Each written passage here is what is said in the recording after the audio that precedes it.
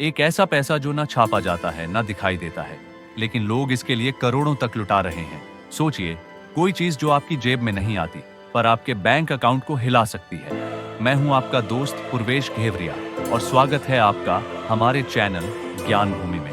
अगर आपने अभी तक सब्सक्राइब नहीं किया है तो एक छोटी सी रिक्वेस्ट है, चैनल को तुरंत सब्सक्राइब कर दीजिए।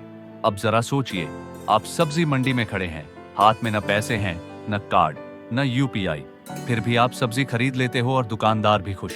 कैसे? क्योंकि आपने उसे एक ऐसी डिजिटल करेंसी में पेमेंट किया जो किसी भी सरकार के कंट्रोल में नहीं है।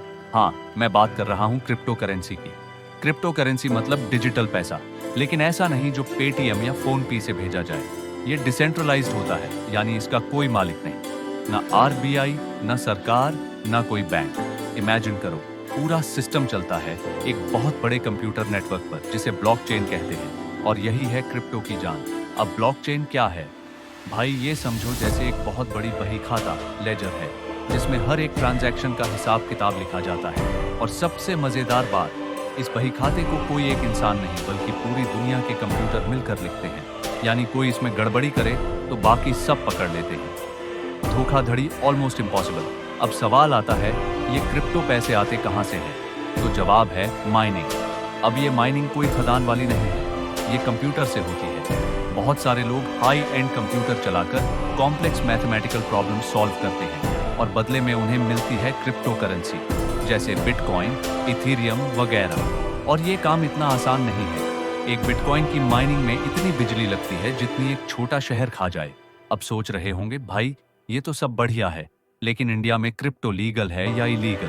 तो जनाब, फिलहाल इंडिया में क्रिप्टो को बैन नहीं किया गया है, लेकिन ये भी नहीं कहा गया है कि ये एकदम लेजिट है। सरकार इस पर टैक्स लगाती है, यानी पैसा कमाओ, सरकार को हिस्सा दो, फिर चाहे वो डिजिटल हो या फिजिकल। और वैसे भी हमारे देश में जो चीज जितनी कंफ्यूजिंग हो, लोग उसे उतना ही सीरियसली लेने लगते हैं। एक बार मेरा दोस्त राजू, जिसने यूट्यूब पर वीडियो देखकर डोज कॉइन खरीद लिया, वो सोच रहा था कि रातों रात अमीर बन जाएगा। अगली सुबह देखा तो कीमत आधी हो चुकी थी। बेचारा चाय तक अफोर्ड नहीं कर पा रहा था। Moral of the story, crypto में दिमाग से पैसा लगाओ, दिल से नहीं। अब एक दिलचस्प बात बताता हूँ, आपको जानकर हैरानी होगी कि पूरी दुनिया की सिर्फ 21 मिलियन बिटकॉइन ही कभी एग्जिस्ट करेंगे।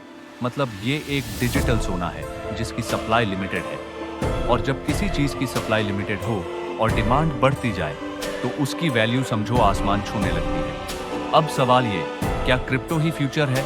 जवाब है शायद हाँ, लेकिन थोड़ा समझदारी के साथ। दुनिया कैशलेस हो रही है और क्रिप्टो उस बदलाव का अगला पड़ाव हो सकता है। लेकिन याद रखिए, जितना बड़ा रिवॉर्ड उतना ही बड़ा रिस्क। अगर आपको ये वीडियो अच्छा लगा हो तो ज्ञान भूमि को जरूर सब्सक्राइब करें और नीचे कमेंट करके बताइए कि आपको सबसे मजेदार बात कौन सी लगी।